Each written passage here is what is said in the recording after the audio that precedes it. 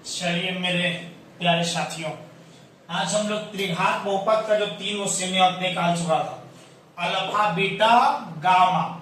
जब alpha beta gamma निकाल चुका है तब देखिएगा हम लोग शून्यकों का योग पढ़ने जा रहे हैं। दो दो गो शून्यकों के, मान लीजिए 3 गो है तो ये वो तीनों तो जोड़ दिया, अल्फा बीटा गामा का तीनों जोड़ दिया।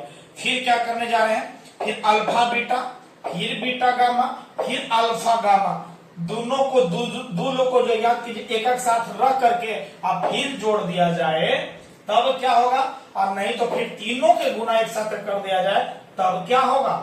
अब समझ लीजिएगा, यहां से फॉर्मूला निकालने जा रहे हैं। निकालने की छोड़ दे, बोलिए निकाल दीजिए। तो पहले बात है कि मानक रूप में आप समझ गए होंगे, X cube plus B X square plus C X plus D.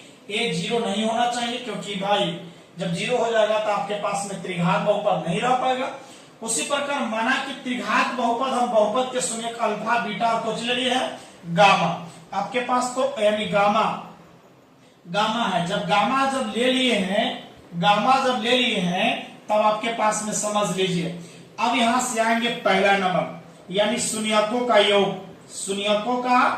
शून्यकों का योग पढ़ लो होगा। शून्यकों का योग के मतलब होता है, ध्यान से समझिएगा, यानी alpha plus beta plus gamma, तीनों का जोड़ दीजिए बराबर।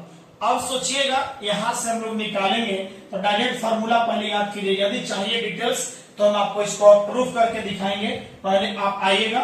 तो शून्यकों का योग का फार्मूला माइनस बी बटा क्या होता है, ए होता है। उसके बाद में दूसरा नंबर आइए, दो गो लीजिए होगा, दो गो लीजिए, अल्फा बीटा को, फिर बीटा गामा और फिर अल्फा गामा। दो शून्यकों के गुना करिए, ये फलों के गुना करके और उसके बाद में क्या करेंगे, जोड़ देंगे। मतलब है कि अल्फा गुने beta, alpha into beta plus beta into gamma plus alpha into gamma, चाहे gamma into alpha into gamma बराबर। ध्यान दो होगा, इसका फार्मूला क्या होगा तो याद कीजिएगा, सी बाई ए होगा।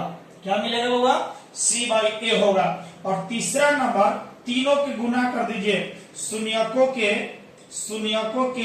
गुणनफल, शून्यकों के कुछ होगा गुणनफल। तब गुणनफल जब करेंगे तो अल्फा इंटू बीटा इंटू कुछ गामा बराबर, बोलो माइनस डी बाई क्या मिलेगा, ए मिलेगा। क्या कोई दिक्कत है, नहीं ना। यानी alpha into beta plus beta into gamma और प्लस गामा इंटू अल्फा, चाहे अल्फा इंटू गामा बराबर, बोलो क्या होगा, सी बाई ए। और याद कीजिए शून्यकों के गुणनफल माने तीनों के गुना कर देंगे तो minus D by A, D तक पहुंचल है, माइनस डी बाई क्या मिलेगा, ए मिलेगा। ये फॉर्मूला आपको महत्वपूर्ण होगा, और कहाँ महत्वपूर्ण होगा, ऑब्जेक्टिव बनाने में बहुत मजा आएगा। तो इसलिए इतना इंपॉर्टेंट है, ऑब्जेक्टिव भी बनेगा आपसे और थ्योरी भी कंप्लीट हो जाएगा।